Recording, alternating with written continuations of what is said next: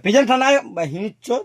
ए गंदा गंदा मत बोलिए, लाइव है अभी, पता है इंस्टा पे। मतलब की यहाँ लाइव है तो की करें बताओ, क्या नाम छोड़वा को जगह लगाया लाइव में तार मीठा हो जाएगा। टुपु टुपु ना और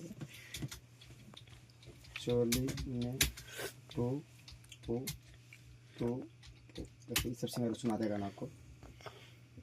ये सब आवाज देखिए, कोई खास आवाज है।